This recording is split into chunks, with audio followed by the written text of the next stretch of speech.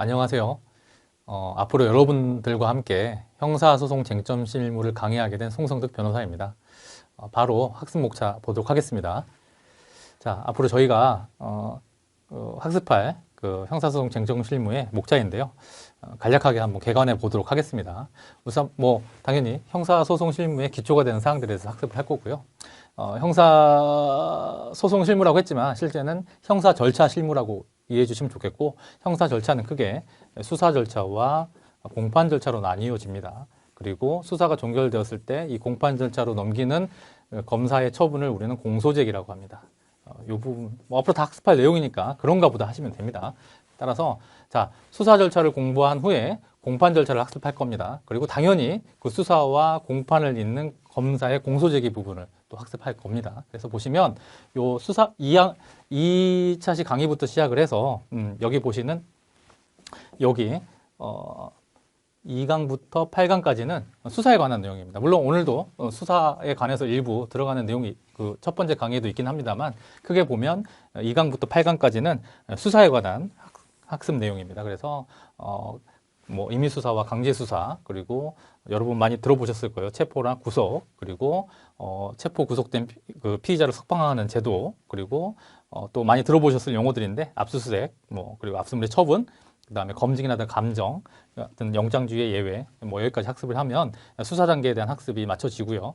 방금 말씀드린 것처럼 이제 검사의 공소제기로 공판 절차로 넘어가는데, 방금 여기까지는 수사 절차였고, 이 중간에 있는 검사의 공소제기 파트는 또 따로 학습해야 될 부분들이 있습니다. 그래서 검사가 하는 이 공소제기, 그리고 공소제기 효과와 공소시효, 여기까지 학습을 하도록 하겠습니다. 그러면 여기까지 수사와 검사의 공소제기까지 학습이 된 것이고요. 자, 여러분 이제 뭐가 남습니까? 공판 절차, 재판이라고 생각하시면 됩니다. 우리가 흔히 아는 형사재판, 우리는 형사소송법에서는 공판이라는 표현을 정확하게 씁니다. 그래서 당연히 이제 소송의 주체부터 봐야겠죠. 법원을 시작으로 해서 검사, 그리고 재판을 받는 피고인과 그를 보조하는 변호인까지 보도록 하겠습니다. 그리고 공소장, 즉 검사가 공소제기를 할 때 공소장이라는 걸 제출하는데요. 이 공소장에 기재된 범죄 사실의 심판 대상이겠죠. 그래서 그 공판 심리의 범위, 그리고 세부적인 공판 절차가 어떻게 진행되는지를 학습한 다음에 실체 진실주의와 그리고 증거재판제를 취하고 있는 우리 형사소송에 있어서 이 증거조사가 도대체 어떻게 이루어지는 것인가에 관해서 학습을 할 거예요. 그래서 증거조사에 관한 개괄적인 부분을 살펴보고, 특히 그 형사소송 실무에서 가장 많이 이루어지는 증거조사 중에 하나인 증인신문, 그리고 감정과 검증도 살펴보도록 할 겁니다. 그리고 또 증거에 관해서 증명의 기본 원칙이라든가 전문 법칙, 그다음에 증거동의, 자백보강법칙 등 여러 가지 증거 법칙들, 또 증거조사의 방법들 살펴보도록 하겠습니다. 이렇게 해서 심리가 끝나면 판사가 판결을 하겠죠. 그래서 판결을 가장 중요한 재판 중에서 가장 중요한 판결을 중심에 놓고 판결 결정 명령이라고 하는 이 재판의 기본 개념들도 살펴보도록 하겠습니다. 그렇게 해서 한신급, 즉 1심 재판이 끝나고 났을 때 이에 대한 불복하는 제도인 상소제도를 볼 거고요. 그리고 법원이 하는 결정에 대한 항고, 불복 제도까지 살펴보도록 하겠습니다. 이렇게 해서 재판이 끝났습니다. 이렇게 해서 공판 절차까지 다 학습이 된 것인데요. 이 이후에 비상구제 절차가 있습니다. 확정된 판결임에도 불구하고 재심이라든가 비상상고 등을 통해서 피고인을 구제하는 절차가 있으니까요. 이 비상구제 절차를 살펴보고, 또 실무상 많이 이용되고 있는 약식 명령이나 직결심판, 즉 특별 형사 절차도 살펴볼 거예요. 그리고 소년범에 대해서도 특별한 규정들이 있습니다. 소년법을 비롯해서. 그래서 소년범의 형사 절차를 살펴볼 것이고, 또 무죄나 무혐의를 받은 피고인이나 피의자에 대한 형사 보상, 그리고 그들에 대한 명예 회복까지 살펴보는 것으로 해가지고 앞으로 여러분과 함께 형사소송 쟁점 실무를 학습해 보고자 합니다. 네.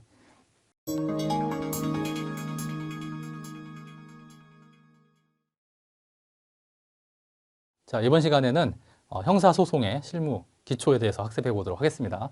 학습 목차 보시겠습니다. 자, 앞으로 이제 우리가 공부해 나갈, 학습해 나갈 그 형사소송법은 무엇이냐, 그 형사소송법이 무엇인가에 대해서 학습을 해보고요. 또 형사소송법의 기본 이념 보도록 하겠습니다. 그리고 제일 중요한 부분이죠. 오늘 학습에 있어서 형사 절차를 전체적으로 개관해 보는 시간 갖도록 하겠습니다. 자, 형사소송법이란 무엇이냐? 한번 쭉 읽어볼게요. 형벌의 구체적 실현을 목적으로 하는 절차. 절차를 규정한 법률 체계다. 이렇게 이해하시면 되겠고. 자, 범죄를 행한 자를 범죄를 행한 자, 발견하고 확인하고 그 범죄자에 대해서 형사 제재, 즉 형벌을 과하기 위해서 마련된 절차 법규를 통칭합니다. 자, 이하의 강의 내용에서 앞으로 제가 그냥 법이라고만 하면 특별히 제가 어떤 해당 법률을 언급하지 않는 이상 법이라고 하면 무조건 형사소송법을 의미한다. 그리고 그 규칙이라고 하면 형사소송 규칙을 의미한다. 이렇게 이해하시면 될 것 같습니다. 자, 뭐 어떻습니까, 여러분? 그 민법과 민사소송법이 있는 것처럼 형사법에도 형법과 형사소송법이 있습니다. 자, 사례를 통해서 한번 제가 형법과 형사소송법의 차이를 설명드리고 연관관계를 말씀드려보고자 합니다. 커피숍 노트북 절도 사건이라고 제가 칭했는데, 자, 을이라는 사람이 커피숍에 있다가 테이블에 노트북을 둔 채로 화장실을 가기 위해서 잠깐 자리를 비웠는데 옆 테이블에 있던 갑이 노트북이 탐이 났던 모양입니다. 이걸 집어들고서 커피숍을 나가버렸어요. 자, 볼게요. 이러한 갑이 노트북을 훔쳐간 것이죠. 그죠? 그러면 이러한 갑의 행위는 형법 제329조에서 뭐라고 규정하고 있냐면, 타인의 재물을 절취한 자는 6년 이하의 징역 또는 1천만 원 이하의 벌금에 처한다고 해서, 아까 말씀드렸죠. 형법이란 어떠한 행위, 즉 절취하는 행위는 절도죄로 처벌하겠다고 하고 있고 그 처벌의 내용도 규정하고 있습니다. 우리 그죠? 갑을 상대로 노트북 시가에게 해당하는 재산상 손해를 입었으니까, 예를 들면 노트북 시가가 100만 원이라고 하면 100만 원을 지급하라는 소를 손해배상 청구 소송을 제기할 수 있겠죠. 법원에. 그죠? 법원에. 네, 법원에. 그러면 이때 이 법원에 내는 걸 뭐라고 그래요? 소장이라고 합니다. 우리 소장. 소장이라고 하는데, 그러면 형사소송은 어떠냐? 검사가 방금 이 노트북 살해 사건에서 검사가 누구에 대해서 노트북을 절취한 갑에 대해서, 그죠? 재판에 회부하는 어떤 절차를 밟겠죠. 우리는 이걸 공소제기라고 합니다. 그리고 자, 첫 번째, 공정한 재판의 원칙 보겠습니다. 뭐 당연히 법원의 구성이 공평해야 되겠죠. 방금 사례로 든 노트북 절도 사건에서 그 피해자 을의 아버지가 판사로 있다고 가정해 볼게요. 그래서 갑이 나가서 그 을의 아버지가 재판하는 피고인이 돼가지고 그 법정에서 재판을 받으면 공정한 재판이 될까요? 뭐 이해되시죠? 그래서 공평한 법원이 구성돼야 되겠다. 그리고 피고인의 방어권은 방금 말씀드린 아무리 죄를 지었다고 하더라도 보장되어야 된다. 특히 피고인의 방어권 보장은 뭐 공판 출석권이라든가 진술권, 진술 거부권, 또 증거 신청권 등을 인정을 통해서 구현되고 있습니다. 또 무기평등의 원칙. 자, 피고인은 법률의 전문가가 아니죠. 반면 공소제기를 한 검사는 법률의 전문가입니다. 그래서 무기평등의 원칙이 지켜질 수 있게끔 변호인 제도를 두는 등으로 해서 여러 가지 무기평등의 원칙이 지켜질 수 있는 제도들이 있습니다. 다 차후에 학습할 내용들입니다. 자, 비례성의 원칙 볼게요. 적정 절차의 원리를 이루는 원칙 중에 대표적인 게 비례성의 원칙인데, 그러니까 정도껏 해야 된다 이런 뜻입니다. 여러분, 정도껏 해야 된다. 뭐 일반 사경이 했던 특사경이 했던 모든 사건은 다 검찰청으로 보이고 담당 검사가 수사의 종결이라든가 공소제기 여부를 다 결정했단 말이죠. 아시겠습니까? 2020년 12월 31일까지의 모습입니다. 자, 그래서 요약하자면 이렇습니다. 형사 절차, 특히 수사 절차에 있어서 수사의 주재자는 검사였고, 사법 경찰 관리는 이 모든 수사에 있어서 검사의 지휘를 받아야 하는 마치 상명하복의 관계에 있었다. 이것이 이제 2020년 12월 31일까지의 모습이었어요. 그러나 자, 2021년 1월 1일부터 대폭 이 검사와 사법 경찰 관리라고 하는 이 두 수사기관의 관계가 조정됐습니다. 어떻게 조정이 됐냐? 범죄 수사의 주도권을 이제 사법 경찰 관리에게 부여했습니다. 주도권을. 검사와 사법 경찰관리는 더 이상 이제 상명하복 관계가 아니라 상호 협조하는 관계로 변경했고, 아예 형사소송법에도 명시화했습니다. 이런 내용을. 자, 검사가 수사할 수 있는 범위도 대폭 제한. 왜냐하면 범죄 수사의 주도권을 누구에게 줬다고요? 사경에게 줬으니까. 반대로 그 의미는 검사의 수사 권한이 많이 줄어들었다는 얘기겠죠. 그래서 실제로 검찰청법이 개정이 됐어요. 2020년 12월 28일 개정이 돼서 이때부터 시행이 됐는데, 검사는 앞으로 이제 특별한 사정이 없는 한 이런 범죄만 할 수 있어요. 보안 수사 요구를 할 수 있습니다.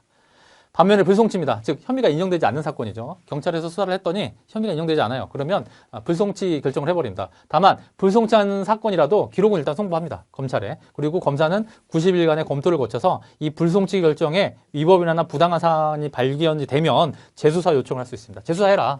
이게 재수사 요청을 했는데도 위법 부당이 시정되지 않아요. 그러면 검사가 그냥 그러면 됐어. 그냥 너희 됐고 경찰 그냥 우리 검사한테 그냥 기록 다 보내. 이렇게 하는 송치 요구도 할 수 있습니다. 한편, 자, 만약에 고소인, 고발인 같은 경우에는 실제의 불송치 결정입니다. 제가 이제 담당했던 사건인데, 제가 고소인 쪽을 대리했는데 안타깝게도 불송치 결정이 났습니다. 즉, 혐의가 인정되지 않는다는 판단을 받은 거죠. 그래서 수사 결과 고소인 등 불송치라고 해가지고 제목 보세요. 결정의 종류 뭐예요? 불송치. 혐의 없음. 여기에 오타입니다. 담당 형사님께서 오타를 내셨습니다. 이게 혐의 없다, 혐의가 인정되지 않는다라고 해서 불송치 결정을 했어요. 그래서 제가 이의 신청을 했습니다. 인정할 수 없다. 왜 이의 신청, 이게 왜 무혐의냐? 이거 혐의가 충분히 인정될 수 있는 사건인데 다시 수사를 해달라라는 취지로 이의 신청을 했어요. 그랬더니 그 이의 신청에 따른 사건 송치라고 해가지고 아까 말씀드렸죠. 고소인 고발인이 불송치 결정에서 이의 신청을 하면 그 혐의가 인정되는 경우에 송치하는 것처럼 사건을 송치한다고 했죠. 그랬더니 바로 거기에 해당 여기 지금 이거 지금 가린 건데요. 해당 지방검찰청으로 사건 기록 및 증거물 일체를 어떻게 했다? 송부했다라고 통지를 보내왔어요. 그래서 검경 수사권 조정 이후에 사건 처리 절차를 요약해 놨으니까 다시 한번 보시면 좋겠습니다. 자, 오늘 첫 시간으로 그 형사소송 실무의 기초에 관해서 학습했습니다. 내용이 좀 많긴 한데요. 앞으로 저랑 같이 즐겁게 한번 학습해 보면 좋겠습니다. 감사합니다.